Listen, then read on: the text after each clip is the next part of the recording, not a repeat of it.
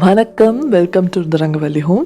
So இன்றைக்கி வந்து நம்ம இன்ஸ்டண்ட்டாக புளிக்காய்ச்சலே இல்லாமல் ஒரு புளியோதரை எப்படி பண்ணலான்னு பார்க்க போகிறோம். வாங்க வீடியோக்குள்ளே போகலாம்.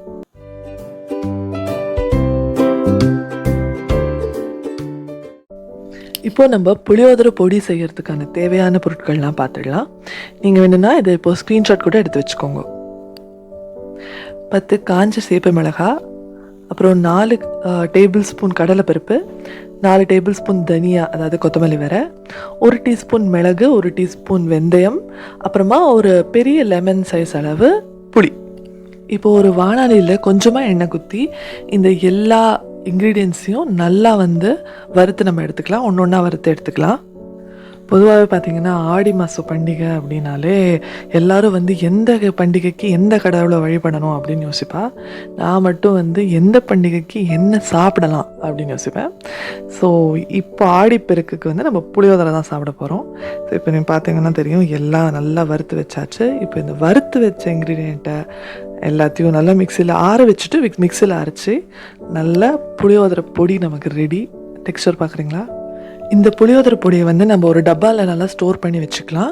ஸோ எப்போ வேணுமோ நம்ம இதுலேருந்து ஒரு 2 ஸ்பூன் போட்டு ஈஸியாக ஒரு இன்ஸ்டண்ட்டாக புளியோதரை ரெடி பண்ணிடலாம்.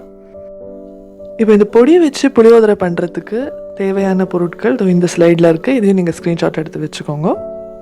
ஸோ இப்போ நான் கொடுத்த இன்க்ரீடியன்ட்ஸ் எல்லாத்தையும் நம்ம எண்ணெயில் நல்லா தாளிச்சுட்டு அது நல்லா ஒரு வெறையாக வடித்து வச்ச சாதத்தை நல்லா ஆற வச்சுட்டு அதில் கொஞ்சம் உப்பு, மஞ்சள் பொடியெல்லாம் போட்டுட்டு இந்த தாளிச்சதையும் போட்டு நல்லா நம்ம கலந்து விட்டுக்கலாம். இப்போ ஆக்சுவலி எங்கள் ஆற்றுல கருவேப்பிலை இல்லை, ஸோ இதில் நாங்கள் போடலை. மற்றபடி எல்லாத்தையும் போட்டு நல்லா நம்ம கலந்து விட்டுக்கலாம். ஆடி பெருக்கு ஆடி மாதம் 18ஆம் தேதி வரும். இதில் ஒரு ஸ்பெஷல் விஷயம் என்ன அப்படின்னா, இந்த ஊரில் இருக்கிறவா, அக்கம் பக்கத்தில் இருக்கிறவா எல்லோரும் இந்த நாள் அன்றைக்கி கட்டு சாதம் பண்ணி அதை எடுத்துன்னு இந்த காவேரி கரையில் உட்காந்து குடும்பத்தோடு சாப்பிடுவா. ஸோ இப்போது எனக்கு அது நடக்கிறதான்னு தெரியல. ஆனால் அதுதான் இப்போ நம்ம எல்லோரும் ஆடி பெருக்கு அன்றைக்கி நம்ம ஆற்றுலேயே கட்டு சாதம் பண்ணி சாப்பிட்றோம். ஸோ இன்றைக்கி நம்ம இப்போது ஒரு புளிக்காய்ச்சலே இல்லாத புளியோதரை தான் செஞ்சுன்னு இருக்கோம்.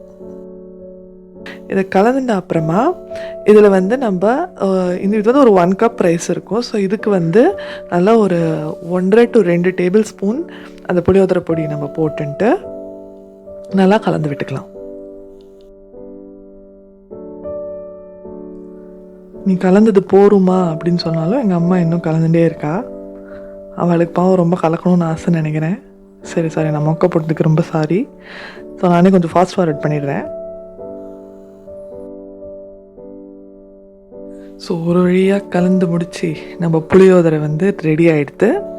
ஸோ இந்த அருமையான, சுவையான, நல்ல காரசாரமான, புளிப்பான புளியோதரையை நீங்களும் உங்கள் ஆற்றுல செஞ்சு பாருங்க.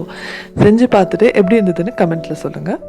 ஸோ இது ரொம்ப சிம்பிள் தான். நம்ம பொடி பண்ணி வச்சுட்டோம் அப்படின்னா ஆக்சுவலி ஒரு 3 minutes இருந்தால் போகிறோம். எங்கள் அம்மா தான் ரொம்ப நாள் கலக்கினா, நீங்கள் அவ்வளோ நாள் கலக்க வேணாம், அவ்வளோ நாள் கலக்கியே 3 நிமிஷம் தான் வேண்டிருந்தது. சாதம் இருந்தாக்க கடகடன்னு போட்டு நம்ம பண்ணிடலாம். தேங்க்யூ ஸோ மச் ஃபார் வாட்சிங். இதுக்கு நம்ம நல்ல ஒரு வாழைக்காய் சிப்ஸோ உருளைக்கிழங்கு சிப்ஸோ தொட்டுன்னு சாப்பிட்டோன்னா அமக்கலமாக இருக்கும். இன்னும் இதே மாதிரி ஈஸியாக, டேஸ்டியாக, குவிக்காக செய்யக்கூடிய ரெசிபிஸ் உங்களுக்கு வேணும்னா என்னோடய சேனலுக்கு சப்ஸ்கிரைப் பண்ணிவிடுங்க. அதே மாதிரி இந்த வீடியோ பிடிச்சிருந்தா லைக் பண்ணுங்கள்.